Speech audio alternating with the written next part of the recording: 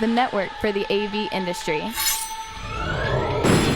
What are you listening to? This is AV. This is AVNation. This is AVNation.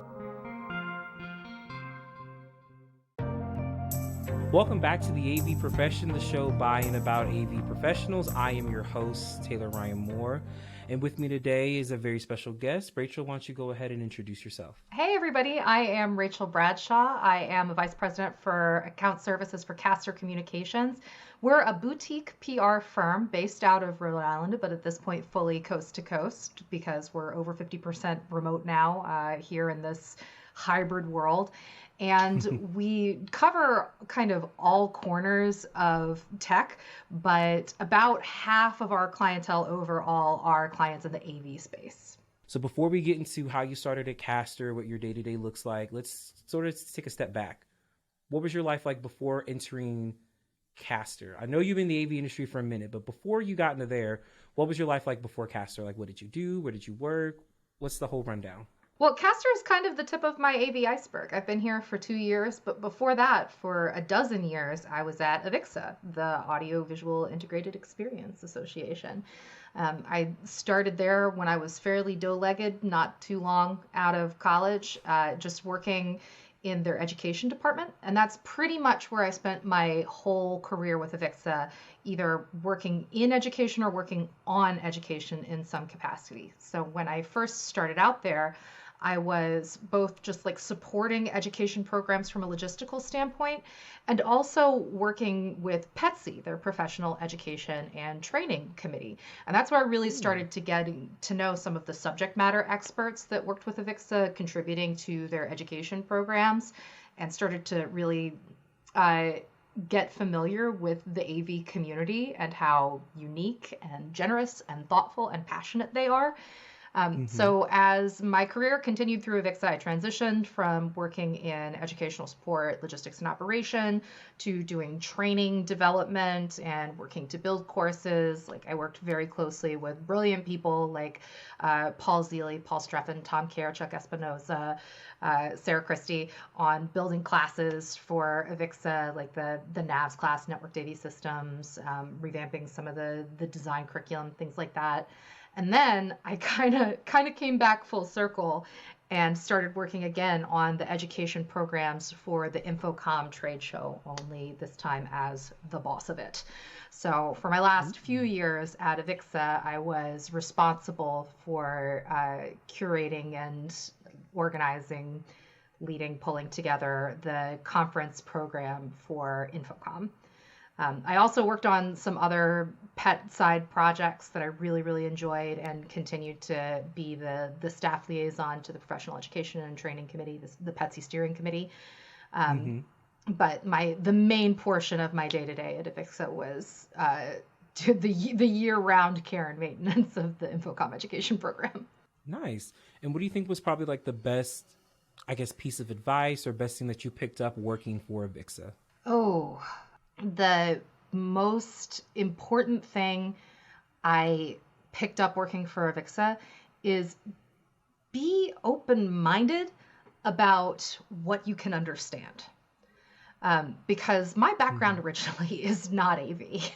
My background, my major is a very, natural fit for all of this. I was a medieval and Renaissance studies major, so you can see how that applies directly to my long career in the audiovisual community.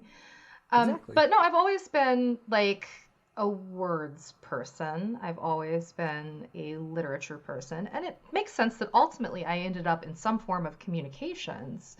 But what I learned working at AVIXA is that like having categorized myself as, that sort of left-brained, creative words type person didn't mean that I couldn't also grok like networking or the physics of sound or like the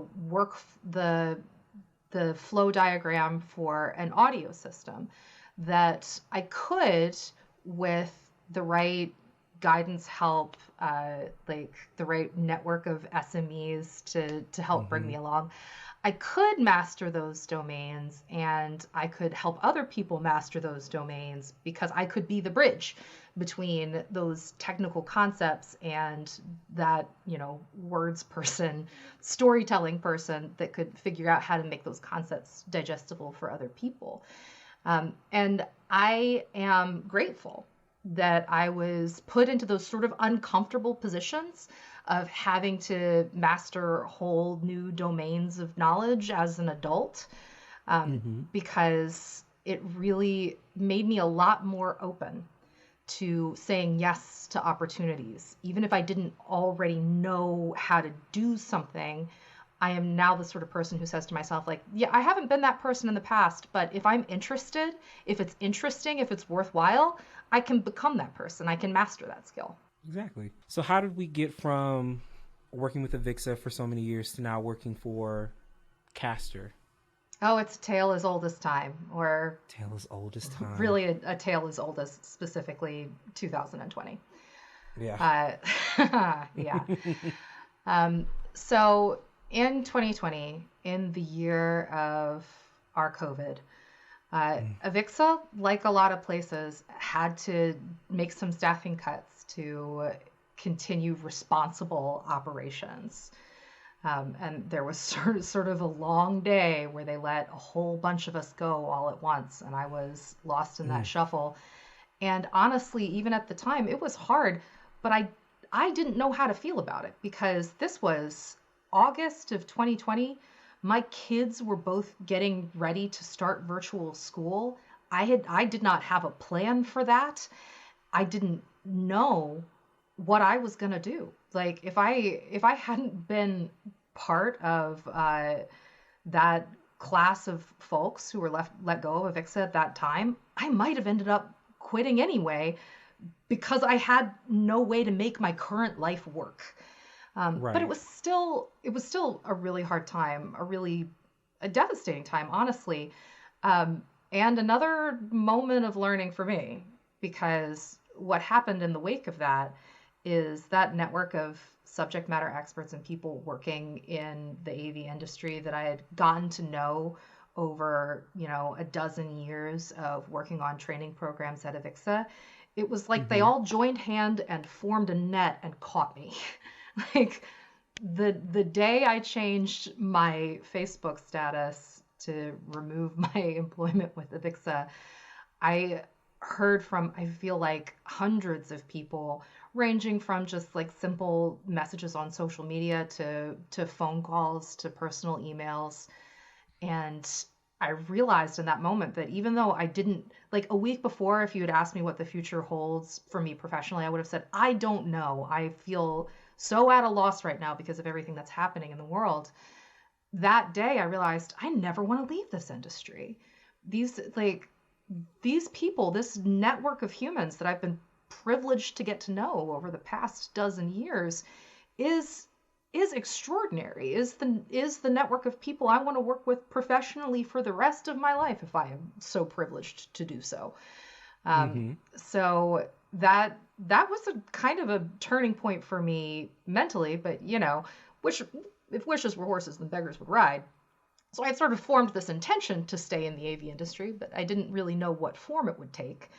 And then I got a message from your friend and mine, Tim Albright, who said, hey, would you be interested in talking to my friend, Kim, who is the founder and president of Caster Communications? She had also heard about the cuts at AVIXA and had contacted Tim saying, hey, is there any of these people you think I should talk to?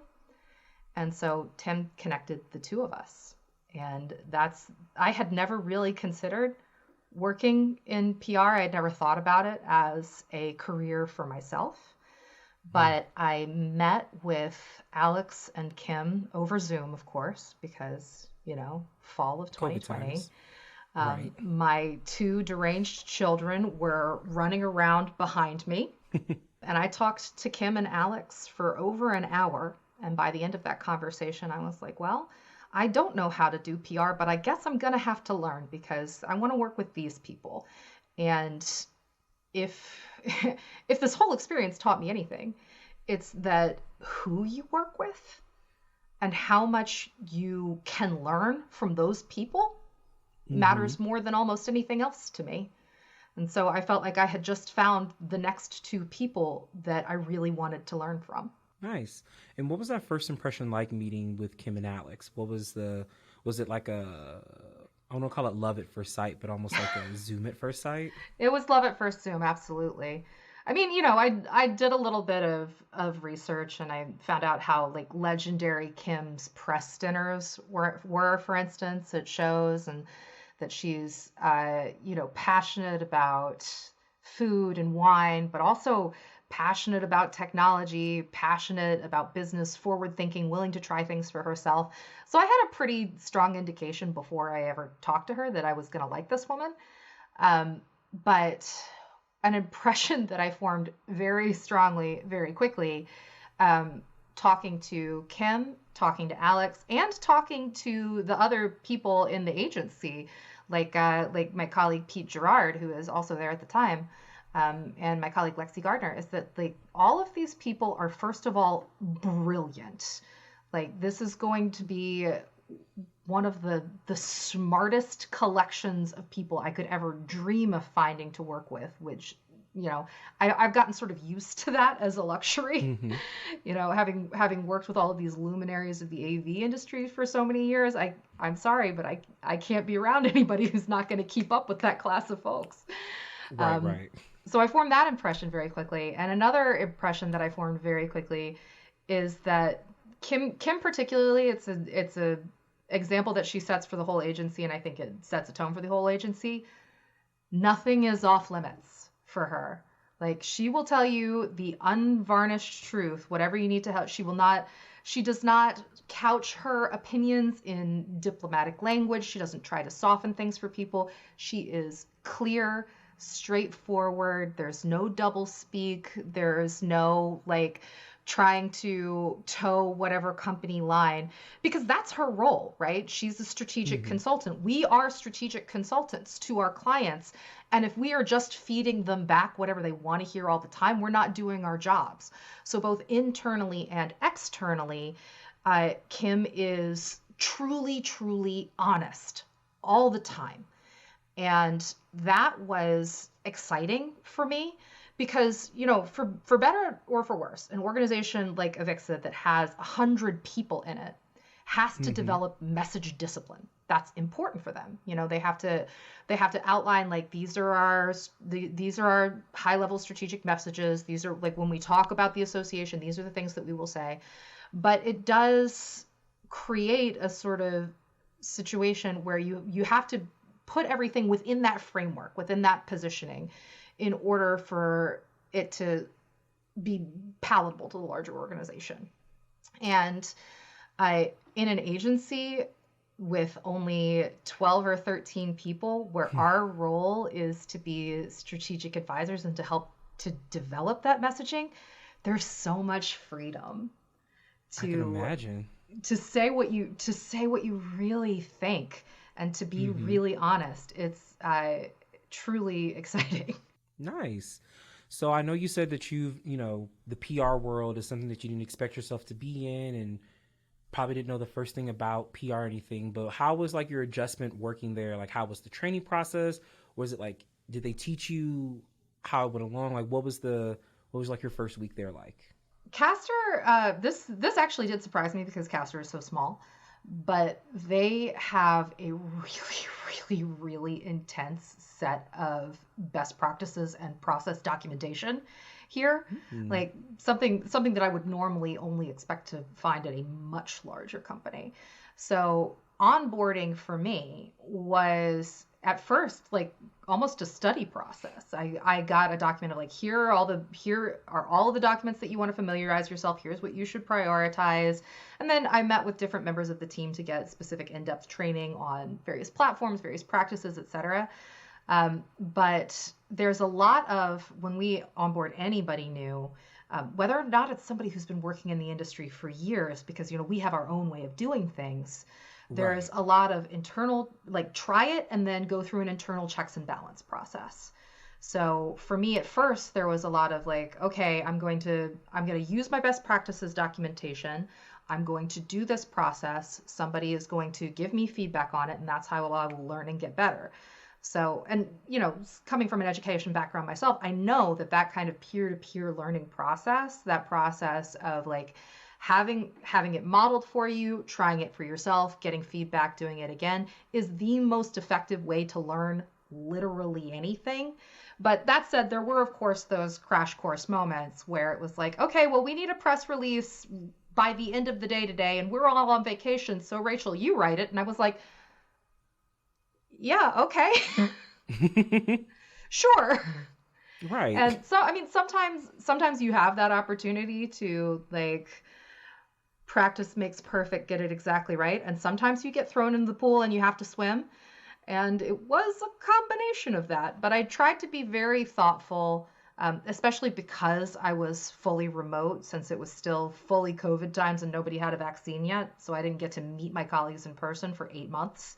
I tried to be very thoughtful, and I had a lot of help and direction from my colleagues in doing this, that even though I was coming in at a fairly high level because of my previous experience within the AV industry, I had a lot to learn in terms of PR fundamentals, and I needed to take the time to do every task on every account, to try to like be the person who was not just doing things like writing articles or drafting press releases, but also running reports and like drafting social and doing all of the tasks so that I could be an effective leader to the other people on my team. Solid. I know there's probably like big differences between working in a PR agency versus doing education for AVIXA, but I guess, work culture wise, what has been like the difference working for an agency versus working for like a large organization like AVIXA? Well, we've talked about it a bit to a certain extent, but I do want to make clear, I loved my AVIXA team. I love my AVIXA team. I'm still quite close with a lot of the people that I worked with there, and that culture is what it needs to be for that organization. Working at a PR agency, especially one caster size, is different. We are small, we are nimble. There are a lot fewer filters. There are a lot fewer barriers between us. But I think probably the biggest difference is how flat the organization is. So at AVIXA, by necessity, the organization is so large, it does so many different things. It has a lot of different departments, and those departments have a pretty clear like approvals hierarchy within them. And they are pretty thoughtful about trying to make sure that there's communication among those departments so that things aren't too siloed. But then at the end of the day, each department is responsible for executing on its deliverables and, managing its part of the overall strategic vision for the organization. At Caster, we are not a very hierarchical organization at all. Right.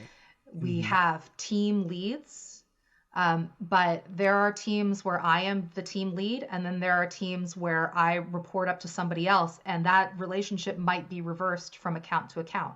It's just whoever makes the most sense to lead that account on an account by account basis.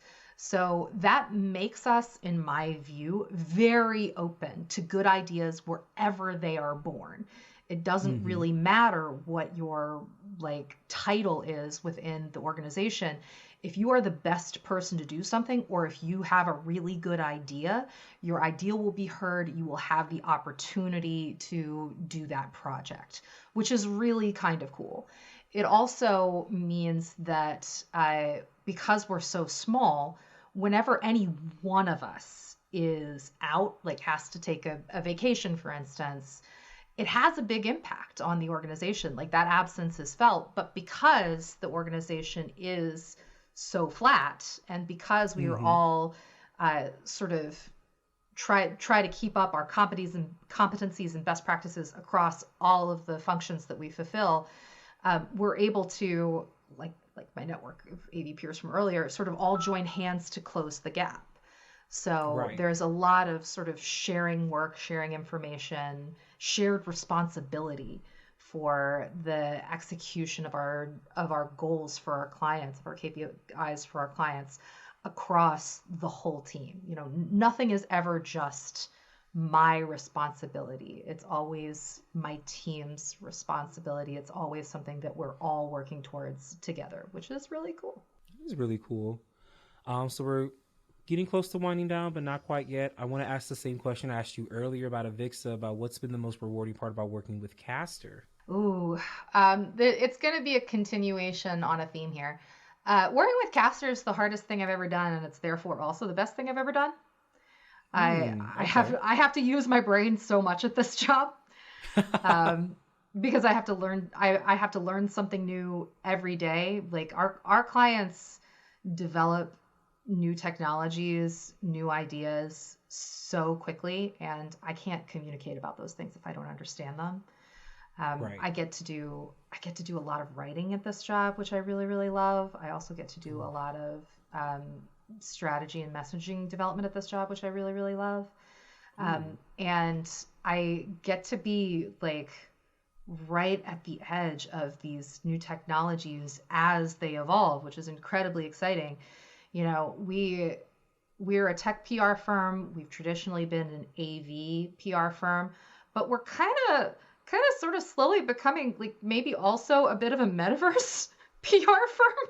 Oh, breaking news right here. Well, we have for several years worked with an organization called the Kronos Group. It's one of the clients that I work on, which is an open standards development organization.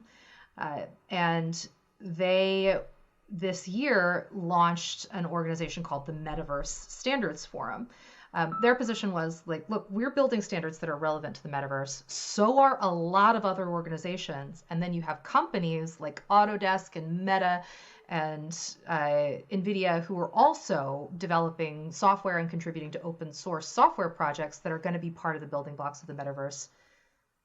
There's no place for all of these different organizations to talk to each other about what they're doing. And there's no way right now to prevent duplication of effort or to share findings.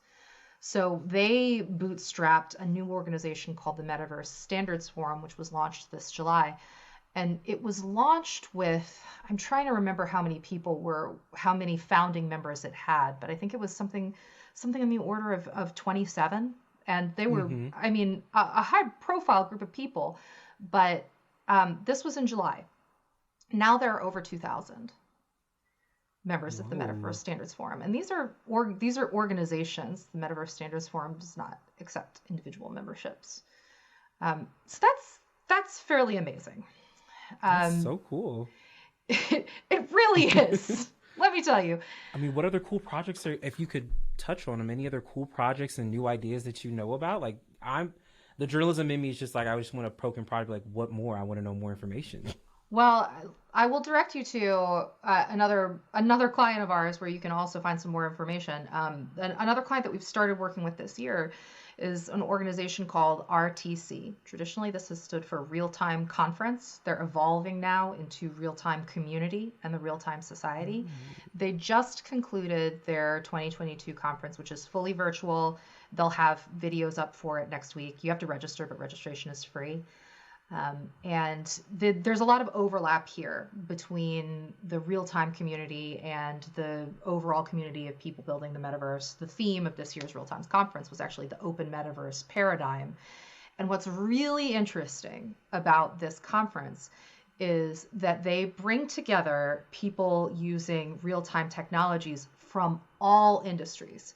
So they'll have a track of sessions of people talking about how real time is used in virtual production, like on the latest Marvel movies.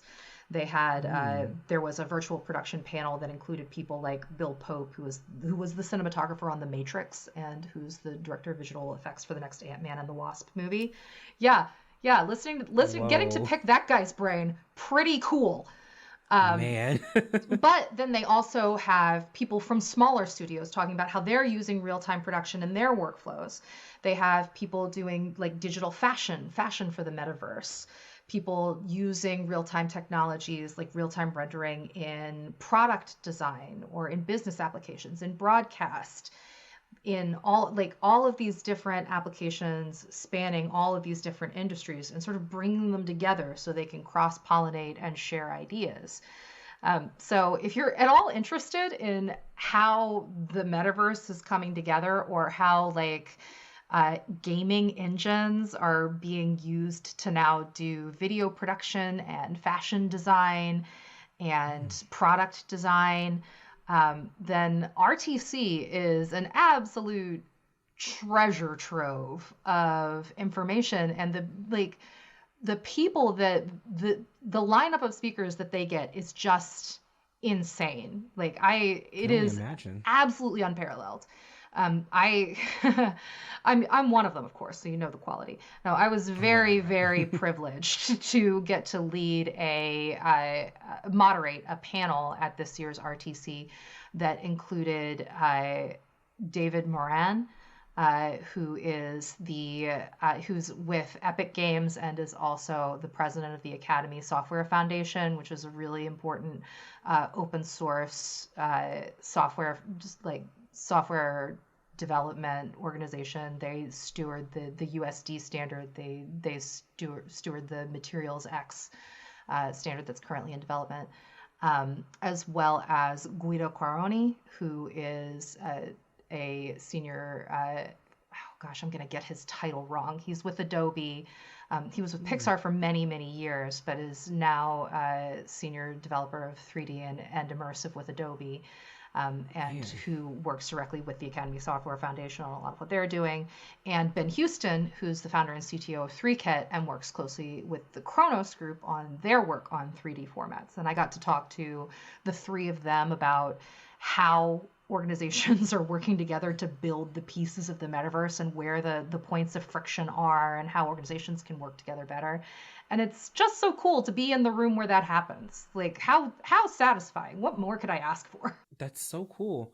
I wish I could just poke your brain about all the different clients and all the cool stuff you get to learn, but we are going to wrap up. So I ask this question for every guest that comes on our show. I always call it the gold standard question of, for anyone who's looking to enter the AV industry, whether they know what they're doing, know anything about technology, or it's just I want to do something different. What kind of advice would you give to someone entering the field? Ask questions.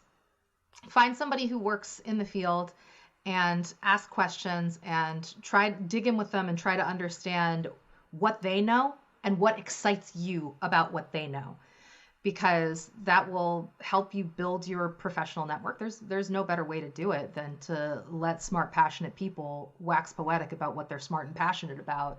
And it will also help you design your career trajectory, because you'll better understand the areas of the industry that excite you most and how you see yourself fitting into this really broad and varied tapestry. Nice. Thank you again for coming on the show. If anyone wants to get in contact with you, how can they get in contact with you? Oh, you can reach me across social at Tempurity, TEMPURITY. You can also reach me via email, rachel@castercom.com. Just give me a shout. Love to hear from you. All righty. Rachel, thank you again for joining the show. And thank you to all of our lovely listeners for listening to another episode of the AV Profession. You can follow me on Twitter at @double_Taylor Moore. That's 2_ Taylor Moore. Be sure to check out our YouTube channel for more content like this, and to listen to more episodes of the AV Profession or all of our other podcasts, head over to our website at avnation.tv. That's avnation.tv.